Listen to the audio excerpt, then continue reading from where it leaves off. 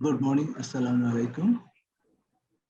So I think in the previous lecture, Nakano Sensei has given some introductory background of this project. This is in this project. Before this project, actually the SATREP project. We had a previous project started in 2011, and the main objective of the project was prepare capacity development on seismic evaluation and existing retrofitting design of existing building, and also preparation of some of the manuals. So based on those based on that objective, in the CNCRP project, we prepared the basic seismic retrofit manual. And when we prepared this manual, seismic retrofit design and seismic evaluation manual, we have observed that since the building characteristics in Bangladesh and Japan is not similar, and we adopt the Japanese methodology, so we need more research on this subject. We also did some research on the previous project, CNCP project, but we recommended more research on some specific field. That's why the SATREP project started, and we have started also another project, follow-up project, that is the BSPP project, to improve the previous manual. So our previous recent updated manual is about to finish by November this next month. So the updated manual with the BSPP manual, seismic retrofit design, and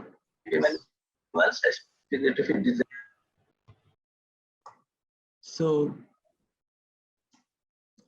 now today I'll discuss what is inside of this manual and how it relates with the SATREP retrofitted extended guideline. So this is the brief outline of this manual, BSPP seismic retrofit manual. There are 4 chapters. Chapter 1 to 4. Chapter 1 is speak about the general part. 2, planning and basic design. Chapter 3, retrofit design of members, individual members, how to design members and frames. And chapter 4 is related to some example of real building retrofitting. And there are a lot of supplements 1 to 17 for explanation of the technical issues of this manual, and supplement B1 to B8 is some informative issues are given there. So total our manual covers around 150 pages in the main content, 117 pages for supplement.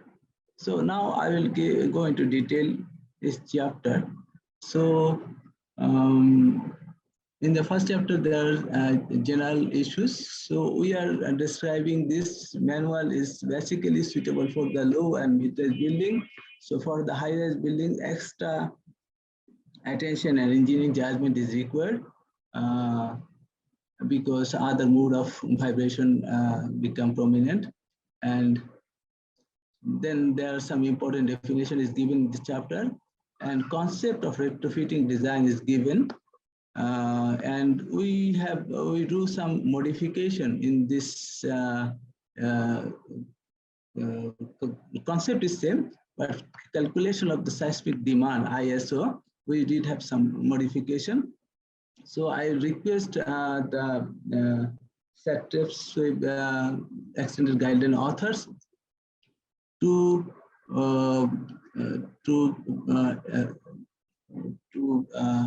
count this revised revised formula of ISO. So the main change is the calculation of CSE, that is the response spectra graph. So that is in the BNBC, the main graph is given in the dotted line, the seismic spectral graph. Say for example, this this is one of the response spectral graph for maybe soil type SD. So we have recommended that for seismic evaluation for this part, we previously it had been dropped by 80%, and this goes this way. So now the state part will be here, and there is no reduction for the high-rise building. So this is the major change in this manual. And chapter one, in chapter one. Chapter one is speaks about the process of retrofit design. So what we should do, the flow diagram is given in chapter one, and also there are a comparison between the Japanese method and Bangladesh method, 3 or 4 pages. So while we adopting Japanese method in Bangladesh, what are the changes we have done? So that are given in a summary format. So this is the sample of some comparison or some modification that have been given here. This is also given in the manuals, BSP manual.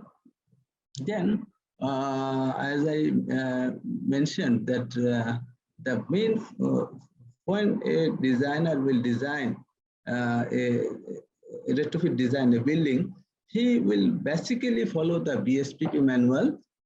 For extended guideline, he or she will follow the SATER-SWIP guideline. So this table shows for which purpose a designer will follow which manual. Say for example, column jacketing, BSPP manual is given everything. For RC wall, steel frame brace, wing wall, BSP manual is given.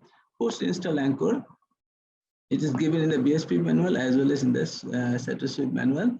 For ferrocement application, here it is given, beam column joint is given here. So that type of guideline is given in this manual, which part a person will follow from the BSP SATER-SWIP manual. And there is also another cross reference also given in more detailed way.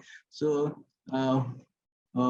in the flow, while doing a flow diagram, so which part will be taken from the BSPP and which part will be taken from the SWIP manual. So this is all about the chapter one. Chapter two is related to the planning and basic design. So this is a flow diagram or a summary of system included in the seismic improvement of existing building. So, so for strength improvement, what type of elements shall be added? That type of guideline. For ductility improvement, then what elements should be retrofitting elements should be added? That type of guideline is given here.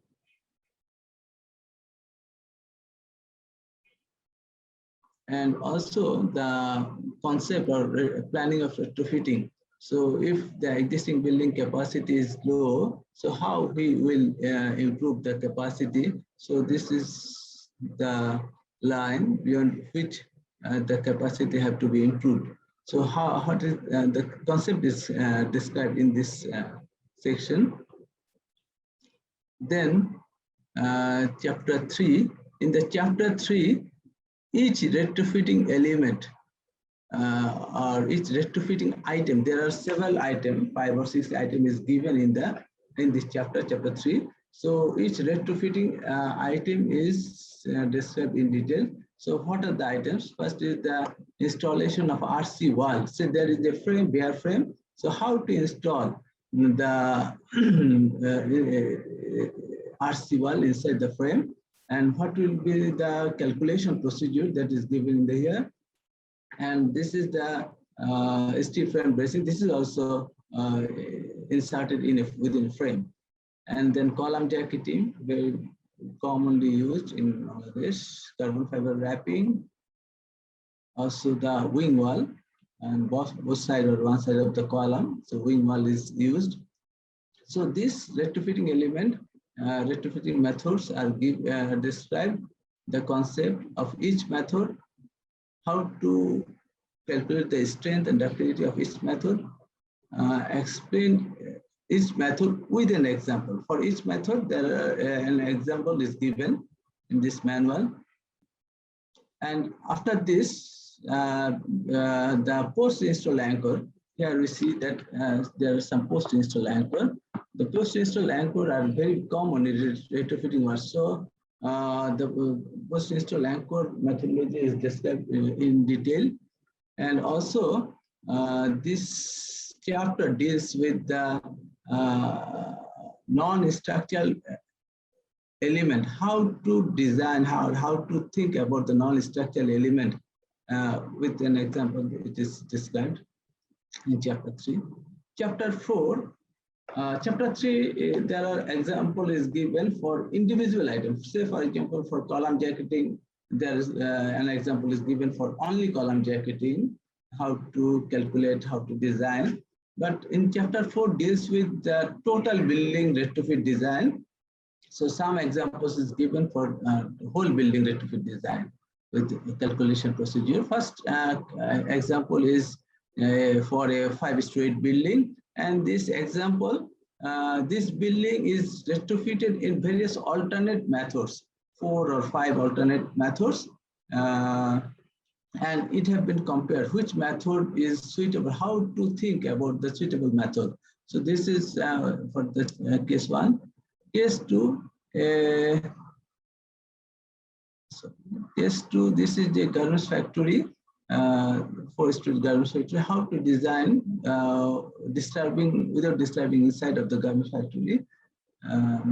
Then case 3, this is a mixed type frame. So some part is the masonry, some part is the frame structure. So how to design a mixed type frame? This is a low-rise structure, 2-story structure. And in this method, in this example, in RC wall lamination on the brick wall is used. So that method is also described. This is the example of how RC wall lamination is done.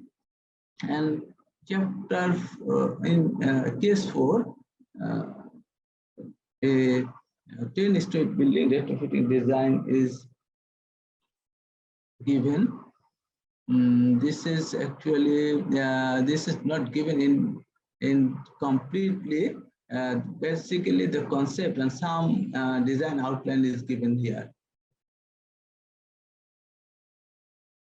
And in the supplement, basically supplement describes about the explain the main contents, but there is a new supplement added in this BSPP manual compared to the CNCRP retrofit design manual. That is the supplement 17.